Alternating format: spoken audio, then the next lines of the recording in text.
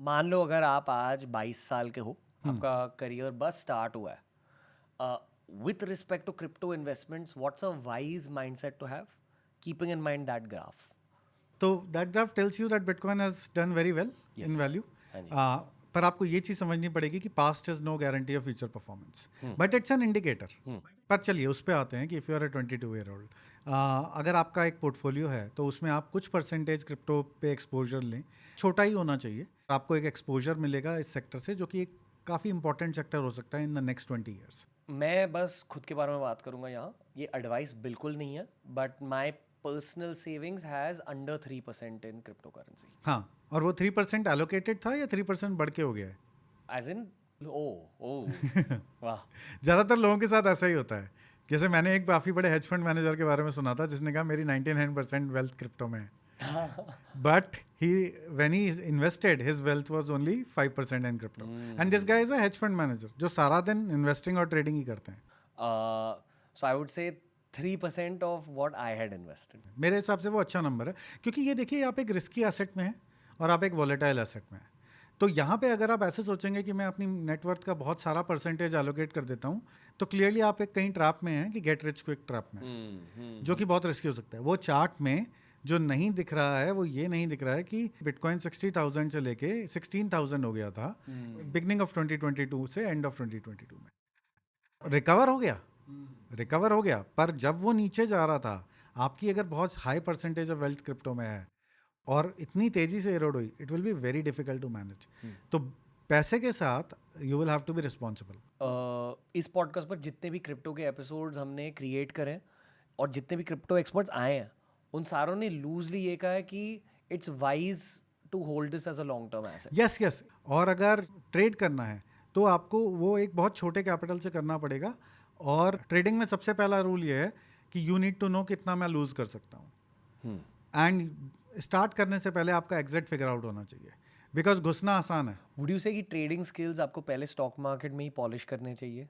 कहीं पे भी आप पहले पॉलिश करिए, ऐसे मत करिए. जैसे हमारे यहाँ रिस्पॉन्सिबल ट्रेडिंग के चार्टर में हमने एक डेमो ट्रेडिंग प्लेटफॉर्म बना रखा है कि आप पहले सीखिए, डमी मनी से प्रैक्टिस करिए और फिर आप इसमें यू नो करिए, वरना otherwise you can lose money very quickly. मान लो अगर आपकी स्टॉक ट्रेडिंग स्किल अब पॉलिश हो चुकी है, तो स्टॉक ट्रेडिंग और क्रिप्टो ट्रेडिंग में बहुत ज़्यादा फ़र्क है या लॉजिक सेम ही होता है? लॉजिक्स लार्जली सेम है.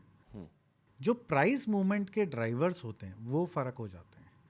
तो स्टॉक्स क्यों मूव करते हैं? क्योंकि कंपनी सामान बेच रही है, उसको एक नया मार्केट मिल गया है, इस तरह की चीज़ों पे. इसी तरह बिटकॉइन का प्राइस कब मूव करेगा?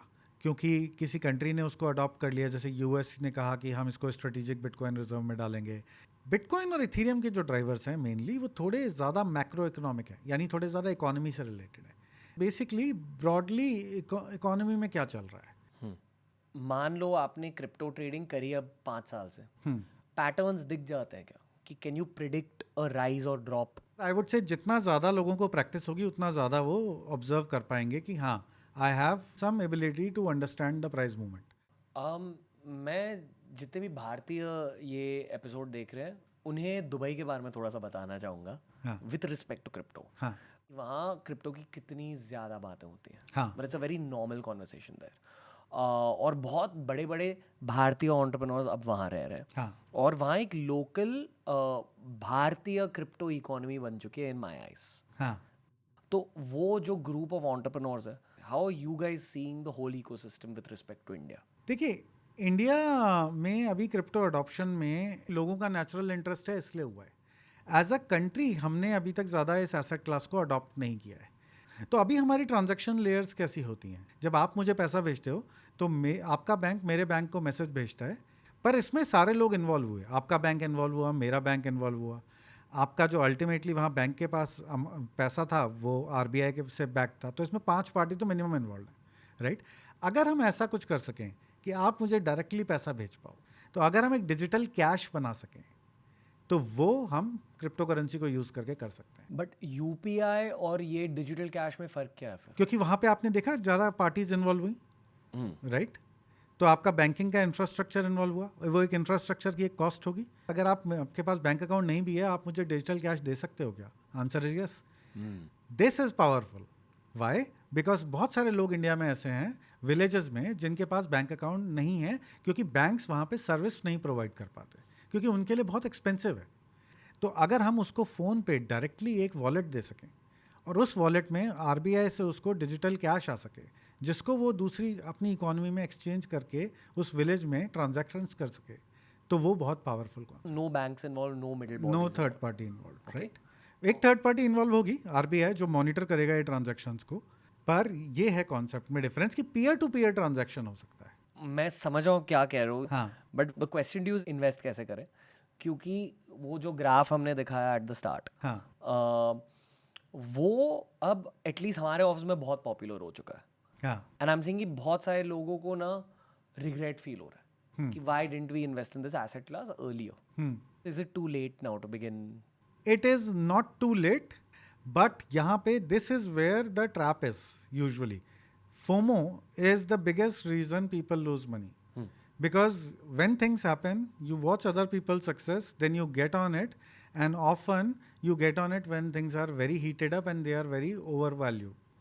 So you have to understand, अगर आपके पास 100 रुपये की नेटवर्थ है तो आप 3 रुपये का अगर खरीद रहे हैं तो आप ये पकड़ के चलिए कि ये 3 रुपया वैल्यू में इंक्रीज होगा लॉन्ग टर्म में। अगर आपने कहा कि पिछले 2 साल में वैल्यू 4 गुनी हो गई तो अगले 1 साल में 2 गुनी तो हो ही जाएगी और डबल हो जाएंगे पैसे, नहीं, ये ट्रैप होता है। पर over a long period of time my belief is कि crypto assets will do well, because अभी भी ये हमने सिर्फ स्टार्ट किया है। अभी अगर हम प्राइस मूवमेंट देखें, 2023 अक्टूबर में बिटकॉइन का प्राइस जो था वो $30,000 के आसपास था, यानी 25 लाख के आसपास। आज वो 1 करोड़ के आसपास है, तो 4 गुना हो गया है, राइट। अब आगे भी ऐसे इवेंट्स होंगे, फिर से ऐसी अपॉर्चुनिटीज़ आएंगी, पर वो इवेंट कब होगा, अगले 6 महीने में होगा, अगले 2 साल में होगा, अगले 4 साल में होगा, ये कहना मुश्किल है। और बीच में ऐसे भी इवेंट्स आएंगे जब प्राइस करेक्ट होगा। बीच में जैसे कोविड हुआ था तो प्राइस 25 लाख से करीबन 9 लाख हो गया था। तो जब आप इन्वेस्ट कर रहे हैं तो लॉन्ग टर्म के लिए करें। एक क्रिप्टो करेंसी का वैल्यू, और सारे क्रिप्टो करेंसीज नहीं, जो टॉप वाले हैं, हाँ कैन वी टेक नेम्स? हाँ, बिटकॉइन, इथेरियम, ये टॉप एसेट्स हैं। उसके बाद Solana is one of the top assets, ये तो फैक्चुअल इन्फॉर्मेशन है। और ripple is one of the top assets. और फिर कॉइन्स तो बहुत सारे हैं, हज़ारों कॉइन, ये 3-4 टॉप बड़े हैं। और इन चारों में से main 2 are Bitcoin and Ethereum. Main 2 are Bitcoin. मतलब जो भी कहता है कि हाँ मेरा एक बहुत बड़ा क्रिप्टो पोर्टफोलियो है, they are mainly talking about Ethereum, Bitcoin. हाँ, जैसे स्टॉक्स तो बहुत सारे होंगे ना, 5-6 हज़ार होंगे, पर आपको पता है कि टॉप 4 बैंक कौन से हैं, या निफ्टी बैंक निफ्टी 2 बड़े, वहाँ के रिलायंस और टाटा। हाँ। ओके, जितनी भी क्रिप्टो की टोटल वैल्यू है उसमें से अबाउट 70 to 90% वैल्यू इन्हीं दोनों की होगी। Okay, good starting point for a new crypto investor as well, yes, right? Because दूसरे कॉइन्स में आपको रिसर्च भी बहुत ज़्यादा करना पड़ेगा। दूसरे कॉइन्स में जो प्राइस वोलेटिलिटी होगी बहुत ज़्यादा होगी, तो अगर आपको उसमें जाना भी है तो बहुत केयरफुली जाएं। बट अगर आप लॉन्ग टर्म होल्ड करना चाहते हैं तो दीज आर द 2 एसेट्स जो आपको डेफिनेटली कंसिडर करने चाहिए।